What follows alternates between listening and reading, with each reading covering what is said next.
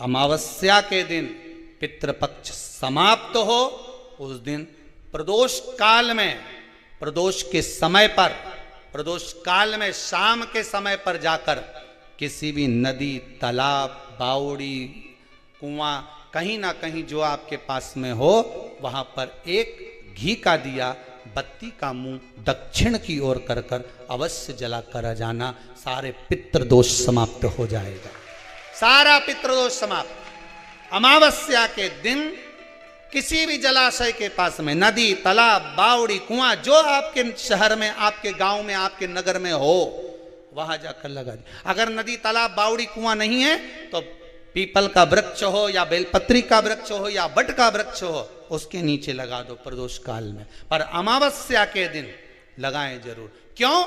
क्योंकि अमावस्या 16 दिन तक पितृ मृत्यु लोक में आने के बाद में भोजन ग्रहण करते हैं। अमावस्या के दिन पितृ शाम के समय प्रदोष काल में शंकर भगवान का नाम जाप कर कर नदी, तालाब, बावड़ी पर पानी पीने जाते हैं। वहां से जल का आचमन कर कर पितृ अपने लोक को चले जाते हैं प्रदोष काल के समय पर। इसलिए प्रदोष काल में जलाशय के पास में, बावड़ी, कुआं, नदी, तालाब के किनारे पर दिया लगाया जाता है दक्षिण की ओर मुख कर कर बत्ती का। तो पितृ आशीर्वाद देते हुए जाते हैं कि फलो फूलो, आगे बढ़ो, उन्नति करो, तरक्की करो। ये पितरों का आशीर्वाद रहता है, पितरों का वर रहता है। आप देंगे उसको मिलेगा, कुछ करा ना करा। फिर अमावस्या के दिन, जिस दिन पितृपक्ष समाप्त हो, उस दिन दिया दक्षिण की ओर बाती का मुख कर कर लगा। महाराज सती मैया ने एक झूठ बोला था, शिव भगवान दूर हो गए थे। असत्य से शिव दूर है, सत्य है तो शंकर पास में। सती मैया को जलकर भस्म होना पड़ा। वही सती मैया हिमालय राज के यहां मैनावती के गर्भ से पार्वती के रूप में प्रकट हुई। मैना, धन्या, कला, ये पितरों की 3 बेटियां। पितृलोक छोड़कर इनको मृत्यु लोक आना पड़ा। पितृलोक को छोड़कर मृत्यु लोक में आना पड़ा है। आंखों में जल है। मैना, धन्या, कला तीनों पितृलोक से जब चली ना तो बड़ा दुख हुआ इनको, क्योंकि पितृलोक जैसा कोई लोक नहीं है। जिस पितृलोक में स्वयं भगवान विष्णु, जिस पितृलोक में स्वयं भगवान नारायण अपने पितरों के पास में बैठकर भगवान की कथा सुनते हैं, ऐसे पितृलोक से कौन जाना चाहेगा? कौन जाना चाहेगा?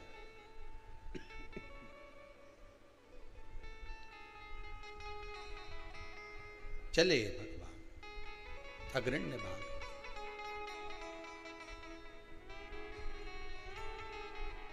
मैनावती के गर्भ से माता पार्वती का प्रागट्य हुआ। बाल्यावस्था माता पार्वती की, और उस बाल्यावस्था में माता पार्वती ने जो शंकर भगवान का अनुमोदन कराए, शंकर भगवान का स्तवन कराए, शंकर भगवान की भक्ति को धारण कराए, वो जीवन का सुख देने वाले। अभी आपको कथा में कहा था, नाम आपका कुछ भी हो पर जहां पहुंचोगे नाम वही हो जाएगा। कथा में पहुंचे तो श्रोता, डॉक्टर के पास पहुंचे तो मरीज, बस में बैठे तो यात्री, ट्रेन में बैठे पैसेंजर, दुकान पर गए तो ग्राहक। नाम कुछ भी हो आपका, पर पहुंचने के बाद नाम चेंज हो गया। भक्ति में डूब गए तो भक्त। माता पार्वती भगवान शिव को अपना बनाने के लिए तप साधना करी, तप साधना। और इतना तप साधना माता पार्वती जी ने करा है, इतना तप साधना करा है। भगवान शिव को अपना बनाने के लिए थोड़ा तो प्रयास करना चाहिए साहब।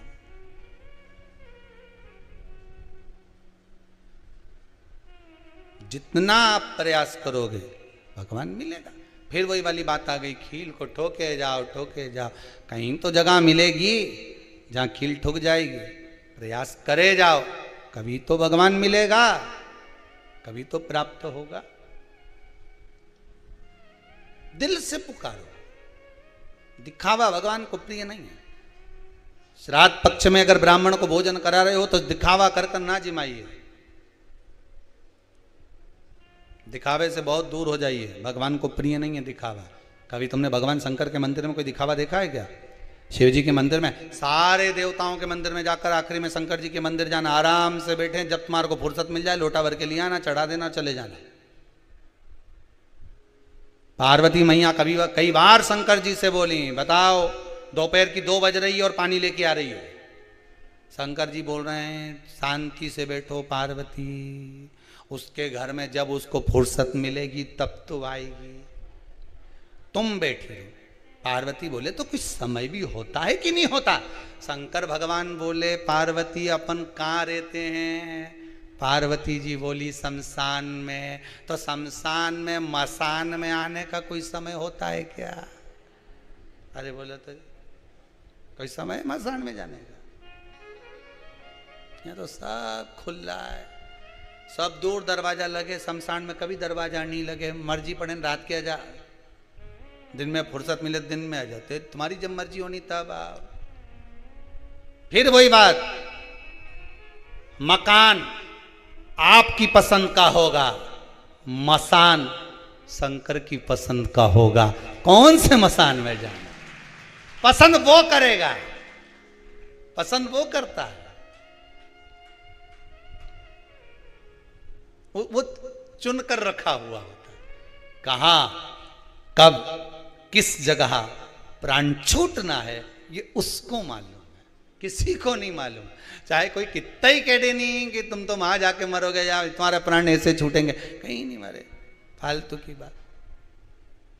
एक हमारे वो जजमान थे, विदिशा में रहते थे, उनसे किसी ने कह दिया कि महाराज तुम्हारे यहाँ तो तुम्हारे अंतिम समय ऐसा है और तुम्हारे प्राण छूटेंगे, बस 2 साल बचे हैं। ऐसे थे वो 90 किलो के, 62 पे आ गए, सूख के पापड़ हो गए। हमने पूछ लिया क्यों जी? हे राजू भाई हुआ क्या? राजू भाई बोले गुरुजी बस पूछो मत, पत्रिका देख के बोला है कि हमारा ग्रह बेकार चल रहा है 2 साल में। हमने कहा तुम्हें निपटाने की सोची है, इसीलिए तुम 92 से 62 पे आ गए। अच्छा डट के खाओ, मरना ही तो है, हरि का गुण गाओ, मरना ही तो है। जब प्राण छूटने वाले हैं तो भजन गाने में क्या जाता है? दुकान मत जाओ, राम नाम गाओ, खूब प्रेम से पाओ, अच्छी जोरदार गाय का दूध मंगाओ, खूब रबड़ी बना के चकाचक खाओ। जब 2 साल में मरने वाले हैं तो कहीं ना खाए। भजन भी गाओ, नाम गाओ, स्मरण करो, पूजन करो, पाठ करो, अर्चना करो, शंकर जी की आराधना करो और खूब रबड़ी खाओ, शंकर जी के भोग भी लगाओ, खुद भी खा जाओ। भगवान के खूब जोरदार जोरदार ने दाल बाटी ने बाफलान लड्डू सब निपटा, चिंता मत करो। वो वापिस 80 के हो गए। ये कथा है 15 साल पहले की, आज तक बैठे हैं, अभी भी नहीं निपटे हैं, अभी तक हैं। तुम बोलो तो कल कथा में फोन लगा के उन्हें बुला दे, देख अभी तक बैठे, बाल बाका नहीं हुआ। आधा आदमी तो टेंशन में निपट जाए, 2 साल बाद जाना जाना, सूख के 62 के हो गए, 55 के हो जाते, निपट जाते। दादा कोई कुछ भी के आग लगे बस्ती में, अपन रो मस्ती में, कोई के कि मरने वाला है तो कह देना, मरना तो सबको ये दादा, छोड़ना नहीं। भगवान की भक्ति जो कह दे कि मरने वाला, भजन में लग जाओ, भजन में लगे लगे, भोजन में भी अच्छा प्रेम से खूब बादाम ने, काजू ने, किशमिश, जितना कमाया किसके लिए कमाया?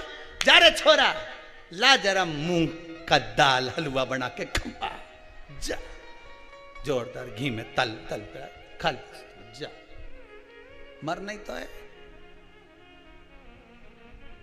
भजन भी उतना होना चाहिए जितना भोजन हो रहा है, दोनों में कोई कमी मत आन देना, फिर देखें निपटे कि नहीं निपटे।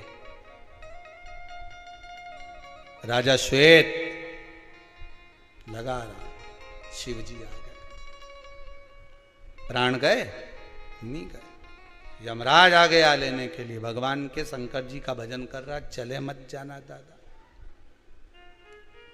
मैंने तेरे ही भरोसे ओ बाबा, तेरे ही भरोसे हवा बिच उड़ती जाऊंगी, बाबा डोर हथों छड़ी नाम कटी जाऊंगी। शंभू में तेरी वतन ओ बाबा, मैं तेरी वतन हवा बिच उड़ती जागी, बाबा डोर हथों छड़ी नाम कटी जागी। तेरे डमरू की धुन सुन के मैं काशी हूँ। भगवान शिव की कथा कर रहे हैं। तर्पण शिव महापुराण में एक सुंदर संवाद आता है। महाराज शिव कथा कहती है, जब अच्छा खाओगे तो शरीर में भी अच्छा रहेगा। शिव महापुराण की कथा कहती है, अच्छा खाने पर शरीर में भी अच्छा रहेगा। उसी तरह शिव पुराण की कथा कहती है कि अच्छा स्मरण करने पर, अच्छा भजन करने पर, अच्छा कीर्तन करने पर, अच्छा मंत्र स्मरण करने पर भी ये शरीर के अंतर्गत इस आत्मा को परमात्मा से मिलाने का कार्य करता है।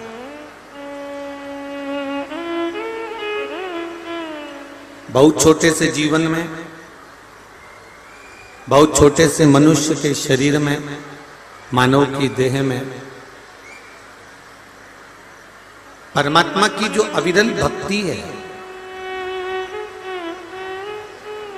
वो एक सुख प्रदान करती है, आनंद प्रदान करती है। महाराज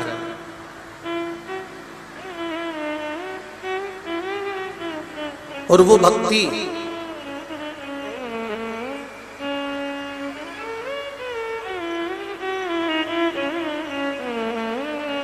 एक निवेदन सभी से, जहां जहां पानी आ रहा है आप लोग वहां से हटकर, जहां पानी नहीं आ रहा है जिस जिस शेड में, सारे शेड बहुत बढ़िया हैं, जहां टेंट के नीचे वाले लोग हैं वो शेड में आराम से पहुंच जाए और किसी को भी एक दूसरे को कष्ट ना देते हुए, क्योंकि शिव महापुराण की कथा है, अपने को आनंद के साथ श्रवण करना, किसी को कष्ट नहीं देना। बस जहां जगह मिलती जाए वहां पर बैठते चले जाइए आनंद के साथ में। मन शिव की कथा कर रहे हैं। एक जैसे बैग के अंदर स्कूल जाते समय अपने बैग में एक कॉपी होती है जिसको हम रफ कॉपी बोलते हैं, जिसको रफ कॉपी बोला जाता है। और उस कॉपी में सारे सब्जेक्ट, उस कॉपी के अंदर सारे सब्जेक्ट लिख दिए जाते हैं। चाहे आप गणित लिख लो, चाहे हिंदी लिख लो, चाहे अंग्रेजी लिख लो, चाहे संस्कृत लिख लो, तुम्हारी मर्जी पड़े उस कॉपी में जो लिखना हो, क्योंकि उसका नाम ही रफ कॉपी। शिव महापुराण की कथा कहती है उस रफ कॉपी के अंदर सब लिखा जा सकता है, सब समाया जा सकता है, सब सब्जेक्टों का भार तत्व उस कॉपी के अंदर रहता है। शिव कथा कहती है उसी तरह परिवार में, घर के अंदर एक व्यक्ति ऐसा होता है जिसके ऊपर पूरे परिवार का भार होता, पूरे परिवार का। शिव कथा कहती है, पर कभी मन में ये भाव प्रकट नहीं होना चाहिए कि मैं पूरे घर को चला रहा हूं, मैं पूरे परिवार को चला रहा हूं, या मैं इस कार्य को कर रहा हूं, या उस कार्य को मैंने करा। ये मन में ये बात आना ही नहीं, मन में ये भाव प्रकट होना ही नहीं चाहिए। महाराज, तेरा ही दिया मैंने खाया पिया है, तेरा शुक्रिया है, तेरा शुक्रिया है। ये जायदाद दी है, औलाद दी है, मुसीबत में हर वक्त इमदाद दी है। तेरा ही दिया मैंने खाया पिया है, तेरा शुक्रिया है, तेरा शुक्रिया है। जिस व्यक्ति के मन में यह भाव प्रकट हो जाता है कि दुकान में चला रहा हूँ, घर में चला रहा हूँ, परिवार में चला रहा हूँ, रिश्ते में चला रहा हूँ, नाते में चला रहा हूँ, या मैं पूरे परिवार को मैं लेकर चल रहा हूँ, अगर मैं नहीं होता तो ये कुछ भी नहीं। ये मन का भ्रम निकाल दिया जाए। भगवान कृष्ण भी गीता में वर्णन करते हैं महाराज, भगवान कृष्ण भी कहते हैं गीता जी में, अर्जुन तू कह रहा है कि ये सामने खड़े हुए भीष्म पितामह, सामने खड़े हुए ये कौरव, ये गुरु द्रोणाचार्य, ये सामने खड़े हुए दुर्योधन, भीष्म पितामह, ये सब मेरे अपने हैं। तो भगवान कृष्ण कहते हैं, अर्जुन मैं मानता हूं कि ये सब तेरे हैं, पर अर्जुन ये भ्रम निकाल दे कि ये मेरे हैं। अगर तूने शस्त्र नहीं चलाया, तूने कोई धनुष उठाकर एक बाण भी नहीं चलाया, तो अर्जुन ये अंदाजा लगा कर रखना कि ये तू नहीं चलाएगा तो ये चलाकर तुझे नष्ट कर देगा, ये चलाकर तुझे नष्ट कर सकता है। इसलिए है अर्जुन, मैं और मेरे का भेद निकाल दे। जैसे युद्ध के मैदान में सब एक दूसरे के लिए खड़े हुए हैं, उसी तरह शिव महापुराण की कथा कहती है, परिवार हो, कुटुंब हो, नाते हो, रिश्ते हो, और ये संपूर्ण जितना हमारा भरा पूरा परिवार है, इस परिवार में मैं का जो संबोधन है कि मैं कर रहा हूं, ये मैंने करा है, या मैं कर रहा हूं, इस संबोधन को निकाल देना चाहिए। इस संबोधन को निकाल देना। एक बड़ा सुंदर संवाद,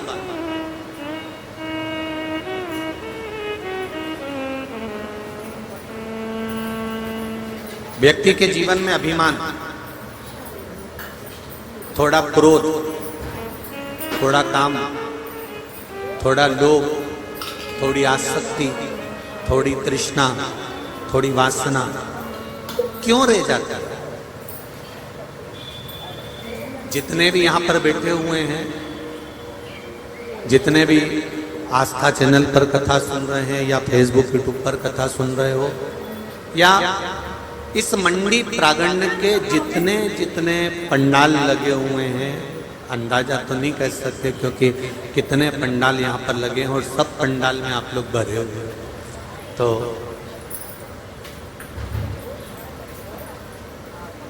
एक विचार अपने मन में लाइए कि सबका नेचर, सबका स्वभाव अलग अलग हुआ करता। किसी को क्रोध आ जाता है, किसी को गुस्सा, किसी को लोभ, किसी को आसक्ति, किसी को तृष्णा, किसी को वासना, कोई किसी को घाटा पहुंचाना चाहता है, कोई किसी को कुछ कहना चाहता है। ये कारण क्या होता है? इसका कारण क्या है? क्या हो सकता है? शिव महापुराण की कथा कहती है कि 84 लाख योनियां काटते काटते काटते काटते तब अंत में मनुष्य की देह मिलती है।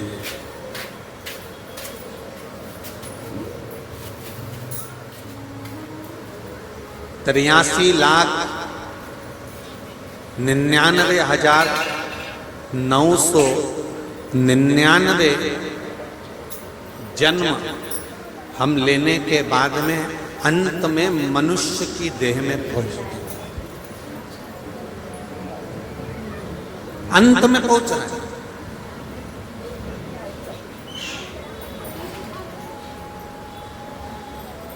देखिए,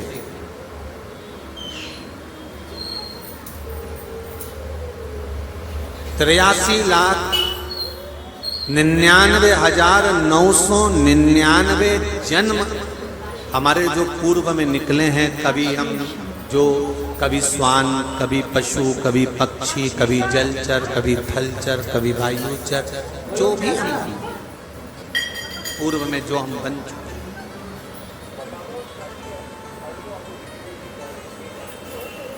और ना जाने कितने जन्म लेते लेते लेते लेते अंतिम बिंदु 83,99,999 जन्म के बाद आखिरी का जो जन्म मिला है वो मनुष्य की देह मिली है, मानव का शरीर मिला है।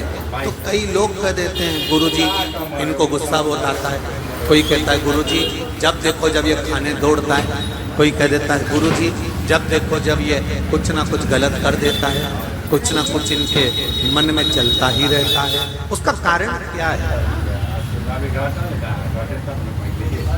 क्या कारण हो सकता है?